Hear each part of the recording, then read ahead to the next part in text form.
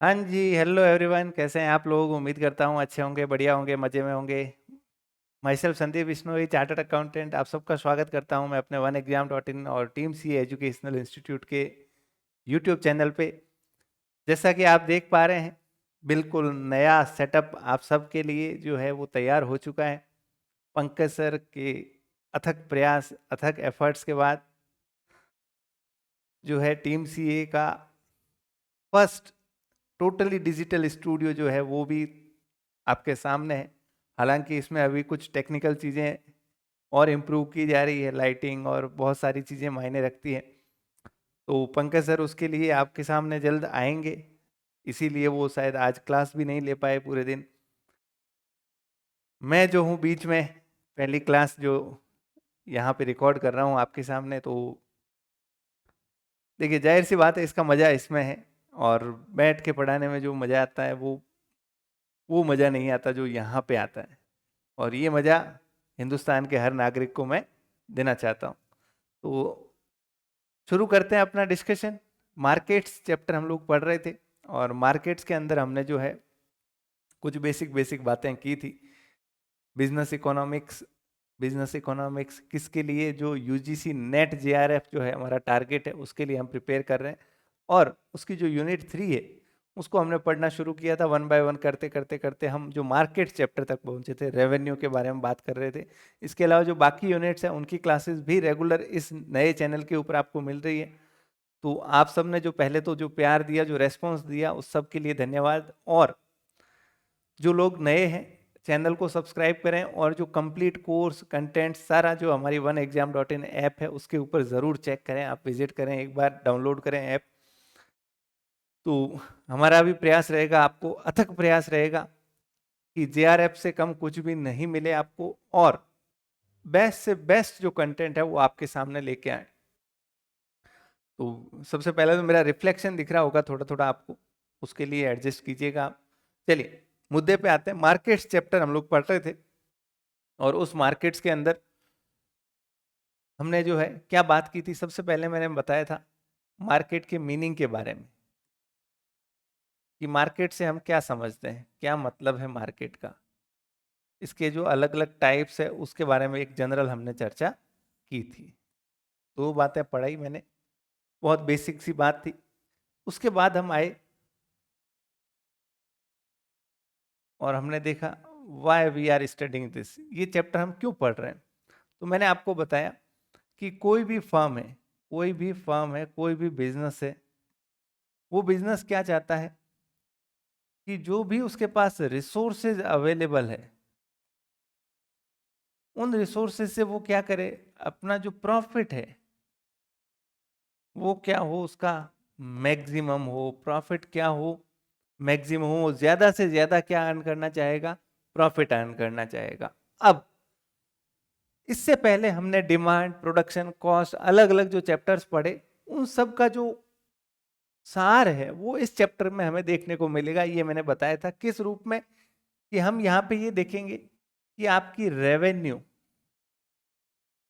वो क्या रहेगी, माइनस आपकी कॉस्ट कितनी रहेगी, तो आपका क्या आएगा, प्रॉफिट आएगा। ये जो भी रेवेन्यू है माइनस कर दिया जो भी कॉस्ट है, ये हमारा आ गया प्रॉफिट। अब इसको नंबर ऑफ यूनिट्स सोल्ड से करोगे, कितनी यूनिट आपने बेची, तो आपका टोटल प्रॉफिट आपके सामने आ जाएगा। तो यहाँ पे हम कॉस्ट के बारे में पढ़ चुके हैं, कितनी यूनिट्स हमें प्रोड्यूस करनी है वो हम प्रोडक्शन के अंदर पढ़ चुके हैं, शॉर्ट रन लॉन्ग रन के अंदर। अब जो मुद्दा बचता है वो किसके बारे में बचता है, रेवेन्यू के बारे में बचता है। किसके बारे में, रेवेन्यू के बारे में। ठीक है, तो रेवेन्यू के बारे में मैंने आपको बताना शुरू किया, और मैंने आपको ये बताया कि अगर हम लिखें यहाँ पे, सॉरी थोड़ा लिखने में भी एडजस्ट, अगर हम रेवेन्यू की बात करें, यहाँ लिखें हम यूनिट्स सोल्ड, यहाँ लिखें टोटल रेवेन्यू, फिर एवरेज रेवेन्यू, कि एवरेज रेवेन्यू कितना है हमारा, फिर मार्जिनल रेवेन्यू,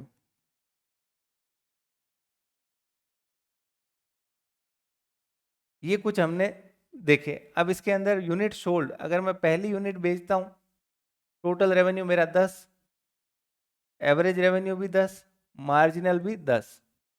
2 यूनिट बेचता हूं, 20, 10, 10।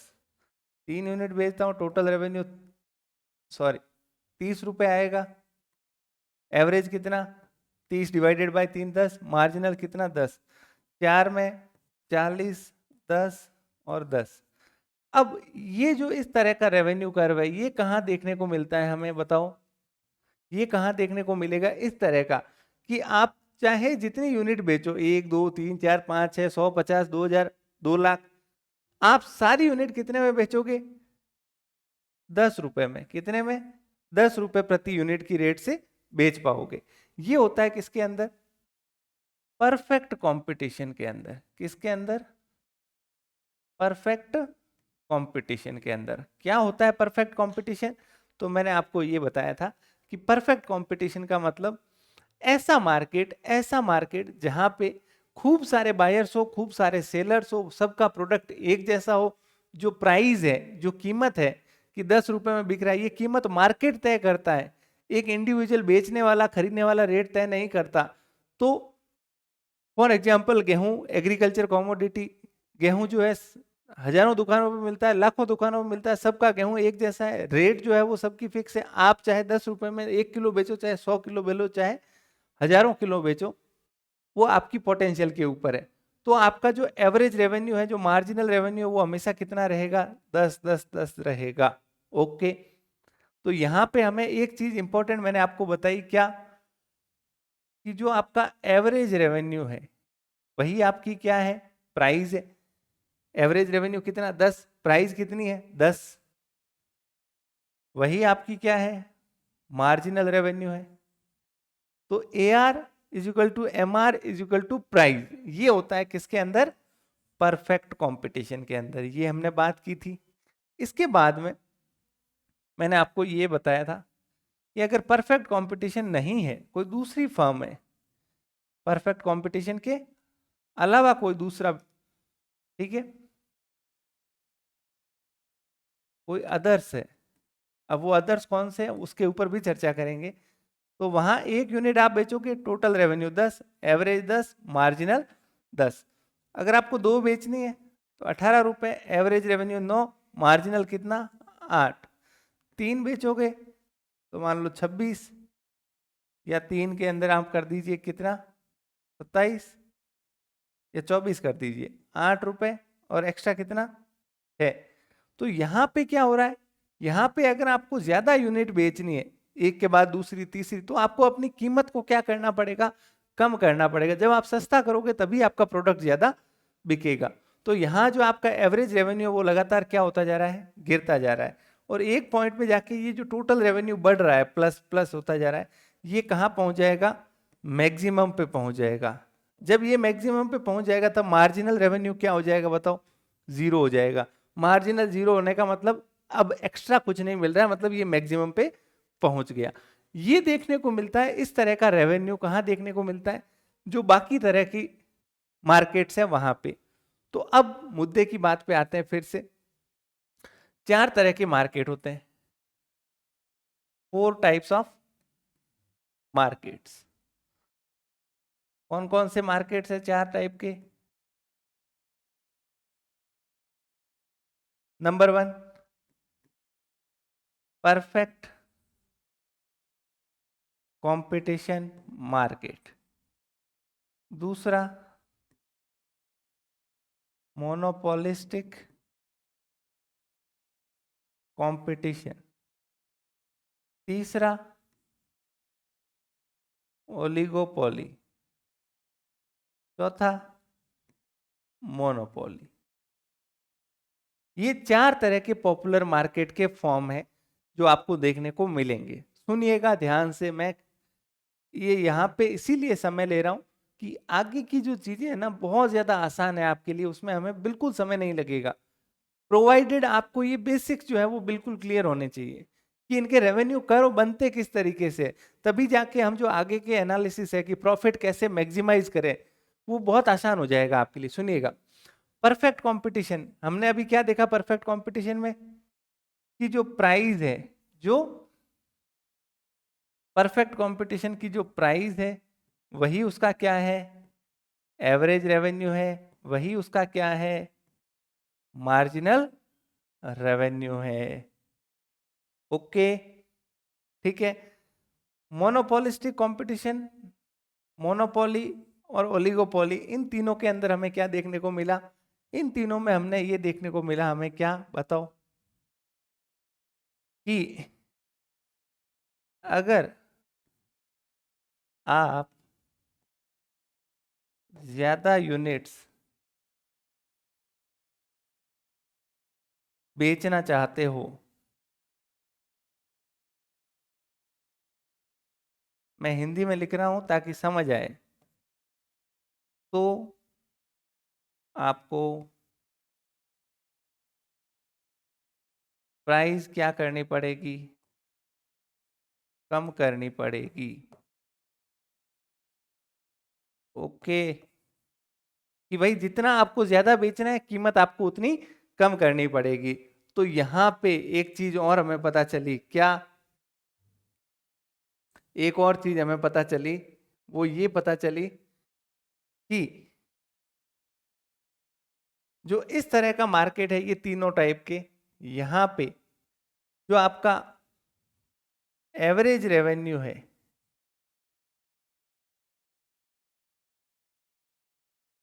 वो लगातार क्या होता है, डिक्रीज होता है। एवरेज रेवेन्यू क्या होता है, भाई एक यूनिट बेचोगे तो 10 एवरेज रेट होगी, दो बेचोगे तो 9 रहेगी, फिर कम होती जाएगी। मार्जिनल रेवेन्यू भी क्या होता है बताओ, ये भी डिक्रीज होता है या कम होता है। ओके, टोटल रेवेन्यू कैसा होगा बताओ,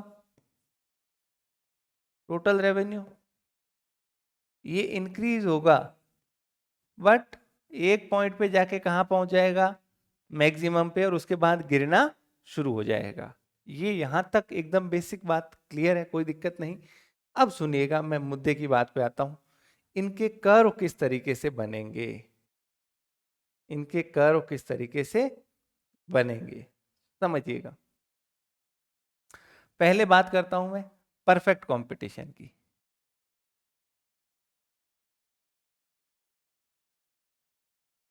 परफेक्ट कंपटीशन फर्म का रेवेन्यू कर्व। ओके, सुनिएगा कैसा बनेगा रेवेन्यू कर्व। यहां मैं रुपीज में लिख देता हूं पैसा, यहां यूनिट्स सोल्ड, मान लो एक यूनिट बेची, दो बेची, तीन, चार, पाँच, छः, सात, कितनी भी यूनिट बेचोगे, क्या रेवेन्यू में कोई कमी होगी बताओ, क्या रेवेन्यू में कोई कमी होगी, नहीं। आप चाहे जितनी यूनिट बेच सकते हो परफेक्ट कंपटीशन में, गेहूं 10 रुपए किलो, आप क्विंटल में कितना ही बेचो, टन में बेचो, क्योंकि आपने जो रेट है मार्केट के अंदर, जो डिसाइडेड रेट है, आप चाहे उस पर जितना बेच सकते हो। तो 10 रुपए जो कीमत है, कितनी, 10 रुपए, उस 10 रुपए के ऊपर आप चाहे जितनी यूनिट क्या कर सकते हो, सेल कर सकते हो। तो ये इस तरीके का कर्व बनेगा, और ये लाइन क्या है, इसी को हम क्या बोलते हैं, एवरेज रेवेन्यू। ये लाइन क्या शो कर रही है, 10 रुपए मेरा एवरेज रेवेन्यू कर्व है, या इसको मैं क्या बोल सकता हूं, मार्जिनल रेवेन्यू, या इसको मैं क्या बोल सकता हूं, प्राइस। तीनों ही एक ही लाइन है। ओके, अब एक चीज इंपॉर्टेंट और बताता हूं, ये तो क्लियर है ना, कि 10 रुपए में आप चाहे जितना बेच सकते हो, ठीक है। तो ये कर्व इसी तरह का बनेगा, आप एक बेचोगे तो ये एक पॉइंट यहां आएगा, दो बेचोगे तो ये पॉइंट यहां आएगा, तीन, ये पॉइंट यहाँ, चार, ये, इनको मिला दीजिए, 10, 10, 10, 10, 10, 10, 10 में जितना चाहे आप उतना बेच सकते हो। क्लियर है। अब याद कीजिए law of demand, law of demand याद कीजिए। डिमांड चैप्टर हमने पढ़ा था।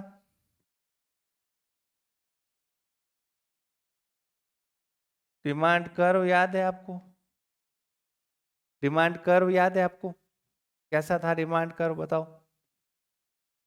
डिमांड कर्व कैसा था कि प्राइसेस बढ़ने से कीमतें बढ़ती और घटती है। लॉ ऑफ डिमांड कहता है कीमत बढ़ रही है तो डिमांड कम होगी, कीमत घट रही है तो डिमांड बढ़ेगी। इनवर्स रिलेशन होता है दोनों के बीच में।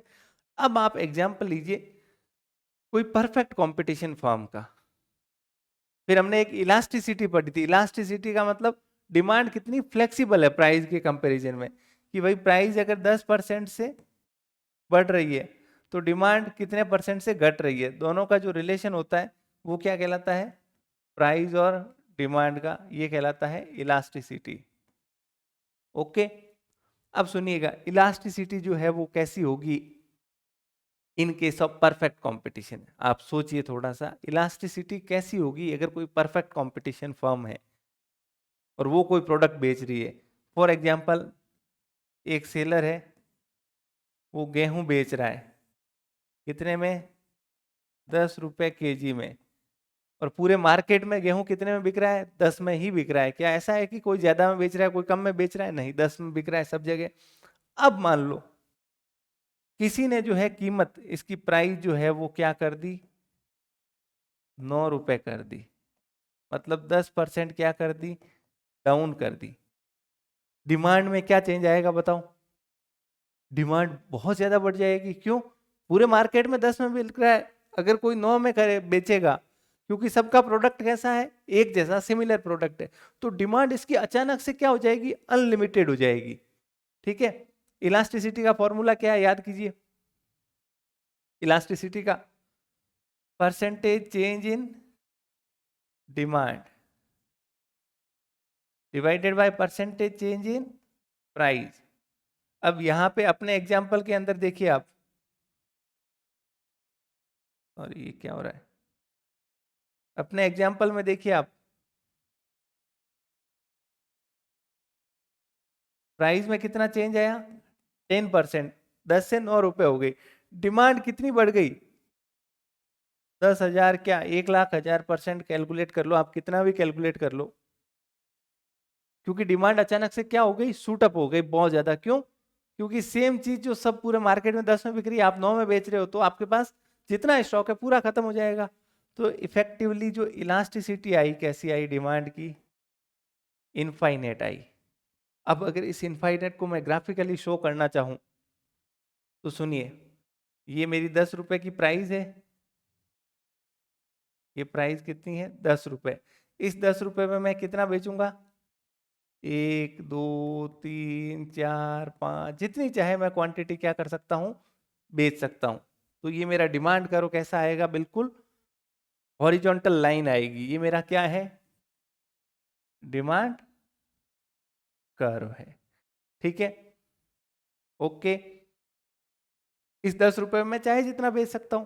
अब सुनिए,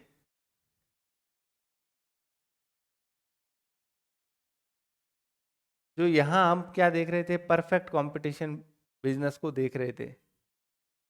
परफेक्ट कंपटीशन का रेवेन्यू कर्व देख रहे थे। तो हमने देखा ये एवरेज प्राइस की लाइन ये है, average revenue, marginal revenue, price revenue is equal to, क्या मैं डिमांड भी लिख सकता हूं? यही लाइन मेरी क्या है? डिमांड कर्व भी तो है। यही लाइन मेरी क्या है? डिमांड कर्व है। ओके, तो एक परफेक्ट कंपटीशन तो सबसे आसान है आपके लिए जानना, कि बस एक स्ट्रेट लाइन है, वही मेरा एवरेज रेवेन्यू 10 रुपए, वही मेरा मार्जिनल रेवेन्यू, वही मेरी प्राइस, और यही मेरी demand curve.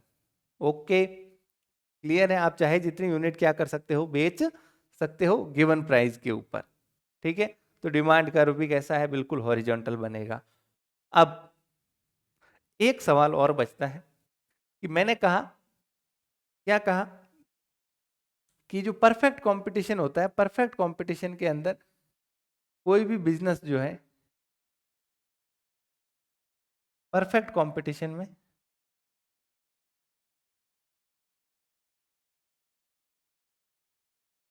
Perfect competition firm के केस में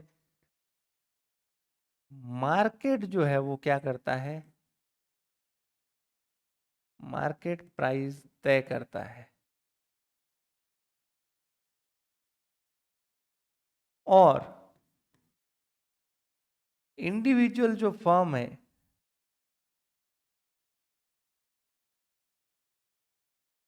इंडिविजुअल जो फर्म्स है, मान लो एक्स वाई जेड जो भी कंपनी है, ये क्या हो रहा है भाई, इंडिविजुअल फर्म क्या करती है, प्राइस टेकर होती है। प्राइस टेकर होने का मतलब मार्केट ने रेट तय की, मान लो 10 रुपए प्रति केजी, तो इंडिविजुअल फर्म को भी कितने में बेचना है, 10 में ही बेचना है, ना उससे ज्यादा में बेच सकती है ना कम में बेच सकती है। क्यों? क्योंकि गला काट प्रतिस्पर्धा है, परफेक्ट कंपटीशन है, यहाँ पे सबका प्रोडक्ट एक जैसा है। जो मार्केट ने 10 रुपए तय किए, ये मिनिमम प्राइस है, आपको इससे ज्यादा में बेचोगे तो आपसे कोई खरीदेगा नहीं, क्योंकि पूरी मार्केट 10 में बेच रही है, आप 11 में बेचोगे, 12 में बेचोगे, कोई खरीदेगा नहीं। क्या आपके गेहूं पे कोई कोटिंग की हुई है? नहीं। सबका प्रोडक्ट कैसा होता है, सेम होता है। सस्ते में आप बेच नहीं पाओगे, घाटा होगा आपको। ठीक है, अब सुनिए, ये मार्केट कैसे प्राइस तय करता है, मार्केट कैसे प्राइस तय करता है, एक बहुत ही इंपॉर्टेंट सवाल है, सुनिएगा। सवाल क्या है, हाउ मार्केट डिटरमाइन प्राइजेस। ये एक जनरल सवाल है, आप कि जनरली हम जो मार्केट में प्रोडक्ट्स देखते हैं, जो परफेक्ट कंपटीशन है, मतलब साबुन तेल या खाने पीने की चीज, जो मार्केट में अनलिमिटेड सेलर्स है, अनलिमिटेड बायर्स है। मैं आईफोन या कोई टेस्ला की कार या ऐसे यूनिक प्रोडक्ट की बात नहीं कर रहा हूं, उनकी प्राइसिंग जो है वो अलग तरीके से होती है, वो हम आगे देखेंगे। अभी हम बात कर रहे हैं परफेक्ट कंपटीशन वाले की, जहां प्रोडक्ट सबका सेम है, वहां मार्केट कैसे प्राइस तय करता है वो सुनिएगा। फॉर एग्जाम्पल, प्राइस जो है कितनी है, 1 रुपया, कितनी है प्राइस, रुपीज में 1 रुपया है। बताओ, डिमांड फॉर एग्जाम्पल 1 रुपया अगर है तो डिमांड कितनी है, 100 यूनिट्स की है। सस्ता मिल रहा है, 1 रुपये में प्रोडक्ट मिल रहा है, 100 यूनिट्स की डिमांड है। मार्केट में सप्लाई करने वाले कितने होंगे बताओ? 1 रुपये में क्या कोई बेचना चाहेगा? नहीं बेचना चाहेगा, क्योंकि सप्लाई करने वाला यानी दुकानदार तो क्या चाहेगा, जितना महंगे में बिकेगा उतना मेरा मुनाफा होगा, तो वो एक में बहुत कम बेचना चाहेगा। मान लो कोई 10 यूनिट सप्लाई करने को तैयार हो भी गया, तो डिमांड और सप्लाई में मिसमैच है। वहीं मैं 2 रुपए करता हूं, तो डिमांड, क्योंकि अब थोड़ा प्रोडक्ट महंगा हो गया, तो डिमांड थोड़ी क्या हो जाएगी, प्राइस बढ़ी तो डिमांड थोड़ी क्या हो जाएगी, कम हो जाएगी। मान लो 70 रह गई, इधर थोड़ा महंगा हुआ तो सप्लाई करने वाले थोड़े और जाग जाएंगे। मान लो कितनी हो गई, सप्लाई 30 हो गई, 3 रुपए किया, थोड़ा और महंगा हो गया, डिमांड और क्या हो गई, कम हो गई, सप्लाई थोड़ी बढ़ गई, और क्योंकि अब मुनाफा थोड़ा बढ़ रहा है, 3 रुपए में बिक रहा है प्रोडक्ट, तो ये भी बेचने वाले भी 50 यूनिट बेचने को तैयार है। 4 में कर दिया, बहुत ज्यादा महंगा हो गया, डिमांड करने वाले तो 20 ही बचे, सप्लाई करने वाले 80 हो गए। अब सुनिएगा, मार्केट के अंदर ना तो 1 रुपया प्राइस रह सकती है, ना 2 रह सकती है, ना 4 रह सकती है। मार्केट में प्राइस रहेगी कौन सी, 3 रुपया। मार्केट में प्राइस ऑटोमेटिकली क्या हो जाएगी, 3 रुपए हो जाएगी। और ये प्रोडक्ट कितने में बिकना शुरू हो जाएगा, 3 में, क्योंकि यहाँ डिमांड और सप्लाई दोनों क्या हो रहे हैं, मैच हो रहे हैं। जहां डिमांड और सप्लाई मैच होते हैं वही प्राइस मार्केट में रहती है। अगर नहीं हुई मैच तो क्या होगा, सुनिएगा। फॉर एग्जाम्पल, एक पल के लिए मान लें कि आप कहोगे सर 3 की बजाय 2 भी तो रख सकते हैं।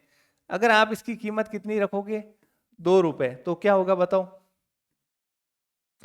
डिमांड करने वाले कितने हैं, डिमांड करने वाले कितने हैं बताओ? 70, 70 यूनिट। सप्लाई वाले कितने हैं,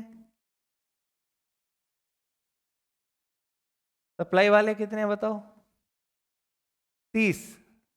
भाई 2 रुपए पे देखिए आप, 70 ये डिमांड वाले, सप्लाई वाले सिर्फ 30 ही है। सोचिए मार्केट में किसी चीज की डिमांड ज्यादा है, खरीदने वाले ज्यादा है और बेचने वाले सिर्फ 30 ही है, क्या होगा? भाई कोई प्रोडक्ट है जिसकी डिमांड बहुत ज्यादा है, 70 लोग खरीदने के लिए लाइन में खड़े हैं और बेचने वाले सिर्फ 30 ही है, तो क्या होगा? जो खरीदने वाले क्योंकि डिमांड ज्यादा है वो क्या करेंगे? एक ने कहा कि मैं 2 की जगह 2 रुपए 10 पैसे देने को तैयार हूं, दूसरा बोलेगा साहब मुझे चाहिए, हाँ मैं 2 रुपए 15 पैसे देने को तैयार हूं। तो जब भी किसी प्रोडक्ट की डिमांड ज्यादा होती है, सप्लाई कम होती है, मतलब उसकी भयंकर डिमांड है, तो उसकी कीमतें क्या होना शुरू हो जाती है? बढ़ना शुरू हो जाती है। तो अल्टीमेटली क्या होगा? क्योंकि डिमांड ज्यादा है तो कीमत क्या होनी शुरू हो जाएगी? पहला इंपैक्ट आएगा क्या? प्राइस बढ़ना शुरू हो जाएगी। प्राइस बढ़ना शुरू हो जाएगी, कहां से? 2 रुपए से ऊपर जानी शुरू हो जाएगी। जैसे ही प्राइस बढ़ना शुरू हुई तो कुछ लोग जो पहले सिर्फ 2 रुपए के हिसाब से ही डिमांड कर रहे थे, वो अपनी डिमांड अब छोड़ के चले जाएंगे। मान लो 2 से 2.5 रुपए पे पहुंची, तो कुछ एक डिमांड कर रहे थे जो फालतू के लोग, उन्होंने कहा अब महंगा हो गया, अब नहीं खरीदते, क्योंकि कीमत बढ़ रही है तो हम जानते हैं डिमांड क्या होती है? कम। तो इधर दूसरा इंपैक्ट आएगा क्या? जो प्रोडक्ट की डिमांड है वो कम होना शुरू होगी। ठीक है। तीसरी बात, जब प्राइस बढ़ रही है तो बेचने वाले जो पहले 30 ही बेचने को तैयार थे, अब 2 रुपए से 2.5 रुपए पहुंची, 2 रुपए 70 पैसे पहुंची, तो अब वो भी सप्लाई करने को तैयार हो जाएंगे। तो तीसरा इंपैक्ट ये होगा क्या? इसकी सप्लाई बढ़ना शुरू हो जाएगी। तो अल्टीमेटली क्या हुआ देखो, जैसे ही मैंने 2 रुपए रखी मार्केट में प्राइस, मार्केट ने अपने आप क्या कर दिया? प्राइस को बढ़ा दिया। 2 से कहां पे लेके आ गए? 3 पे। डिमांड को क्या कर दिया? कम। 70 से कहां लेके आ गए? 50 के ऊपर। सप्लाई को क्या कर दिया? बढ़ाना शुरू कर दिया। 30 से कहां लेके आ गए? 50। और जहां ये दोनों मैच हो जाएंगे वो प्राइस फिर से आ जाएगी। तो मार्केट जो है वो हमेशा क्या करता है? अपने आप एडजस्ट कर लेता है और प्राइस वही रहती है जहां डिमांड और सप्लाई दोनों क्या होते हैं? मैच होते हैं। Is it clear to you? I hope ये आपको क्लियर है। ठीक है। अब इसी को ग्राफिकली हम लोग यूं देखते हैं, यहां डिमांड लिखूं यहां सप्लाई लिखूं, तो डिमांड और सप्लाई, सॉरी सॉरी मैंने डिमांड क्या लिख दिया, ये डिमांड और सप्लाई का ये इधर है, ये इधर प्राइस है। तो मान लो ये वो 3 रुपए प्राइस है जहां पे दोनों क्या हो रही हैं? डिमांड और सप्लाई मैच हो रहे हैं, तो यही प्राइस रहेगी मार्केट के अंदर। ओके, ये डिमांड और ये सप्लाई। ठीक है, क्लियर है? थोड़ा बोर्ड है तो आज मैं पढ़ाने में भी थोड़ा सा पता नहीं कैसे अलग सा लग रहा है मुझे। आई होप आप लोग समझ पाएंगे मेरी भावनाओं को, मेरी चेष्टा को, और जो मैं पढ़ाने का प्रयास कर रहा हूँ आपको। मेरा सिंपल सा मानना है, कॉन्सेप्ट को इस तरीके से पढ़ें कि चीज़ें याद रखने लायक बहुत कम बचे। परफेक्ट कंपटीशन में मेरा फाइनल सवाल, क्या कोई डाउट है? एक परफेक्ट कंपटीशन फर्म को लेके आपके मन में कोई शंका है? नहीं होनी चाहिए। परफेक्ट कंपटीशन फर्म, सबसे पहले पहली चीज हमने क्या देखी? परफेक्ट कंपटीशन का मीनिंग, इसका क्या मतलब है, एंड इसके फीचर्स, जिसमें हमने देखा क्या कि अनलिमिटेड बायर्स होते हैं, अनलिमिटेड सेलर्स होते हैं, होमोजीनियस प्रोडक्ट होता है, सबका प्रोडक्ट एक जैसा होता है, फ्री एंट्री फ्री एग्जिट, कोई भी मार्केट में आ जा सकता है, कोई रेस्ट्रिक्शन नहीं। तो पहली चीज हमने ये पढ़ी। दूसरी चीज हमने क्या पढ़ी? इसके रेवेन्यू के बारे में। परफेक्ट कंपटीशन फर्म का रेवेन्यू कैसा होगा? तो इसमें हमने पहले तो रेवेन्यू का शेड्यूल देखा, शेड्यूल मतलब वो जो टेबल थी। फिर हमने रेवेन्यू का कर्व भी देखा। ओके, शेड्यूल तो आपको पता ही है। कर्व में कुछ इस प्रकार हमें देखने को मिला कि इधर अगर आप प्राइस लिखते हो, इधर क्वांटिटी लिखते हो, तो एक स्ट्रेट लाइन बन जाएगी। और यही लाइन मेरी क्या कहलाती है? ये लाइन क्या कहलाती है बताओ? तो यहाँ परफेक्ट कंपटीशन की सबसे इंपॉर्टेंट चीज जो हमारे सामने निकल के आई वो ये थी, क्या? कि price is equal to AR, average revenue is equal to marginal revenue is equal to demand. वही डिमांड कर्व है, वही प्राइस लाइन है, वही एवरेज रेवेन्यू कर्व है। तो ये P is equal to AR is equal to MR is equal to D। ये सबसे इंपॉर्टेंट चीज थी परफेक्ट कंपटीशन की। इसके अलावा मैंने दूसरी बात आपको ये बताई कि परफेक्ट कंपटीशन के अलावा 3 तरह के और मार्केट होते हैं, और उन तीनों के अंदर जनरली ये प्रिंसिपल होगा कि अगर आपको यूनिट सोल्ड ज्यादा करना है, बेचना ज्यादा है, तो आपको कीमतों को कम करना पड़ेगा धीरे धीरे। 10 रुपए रखोगे तो कम बिकेगी, 9 रुपए रखोगे तो थोड़ी और बिकेगी, 8 रुपए रखोगे तो थोड़ी और बिकेगी। ठीक है, वो इस तरीके से नहीं कर सकते कि 10 रुपए पे चाहे जितना बेच दे। ये सिर्फ कहाँ संभव है? परफेक्ट कंपटीशन में। आई होप ये चीजें आपको क्लियर है। बाकी के मार्केट के रेवेन्यू का जो है नेक्स्ट क्लास में डिस्कस करेंगे। आज के लिए इतना काफी है। नई जगह है, नया बोर्ड है, तो फीडबैक अपना जरूर शेयर कीजिएगा। एक्सेप्ट लाइटिंग, जो पंकज सर ऑलरेडी इसके ऊपर सहायता ले रहे हैं, टेक्निकल खुद भी कर रहे हैं। और अंत में फिर से रिक्वेस्ट करूंगा, हमारे एफर्ट्स को अगर आप अप्रिशिएट करेंगे, जो भी आपके सजेशन है कमेंट्स के माध्यम से, ऐप के माध्यम से, व्हाट्सएप नंबर आपके पास है, नीचे डिस्क्रिप्शन में दिया हुआ है, कोई क्वेरी हो, कोई सजेशन हो, आप शेयर कीजिए, इंटरेक्ट कीजिए। डेफिनेटली हमारा एक ही ऑब्जेक्टिव है, एक ही प्रॉमिस है आपसे, आपको बेस्ट कंटेंट जो है वो यूजीसी नेट जेआरएफ की प्रिपरेशन के लिए प्रोवाइड करना। और आशा करते हैं हम आपकी उम्मीदों के ऊपर खरा उतरेंगे। थैंक यू वेरी मच, धन्यवाद। मिलते हैं कल की क्लास के अंदर।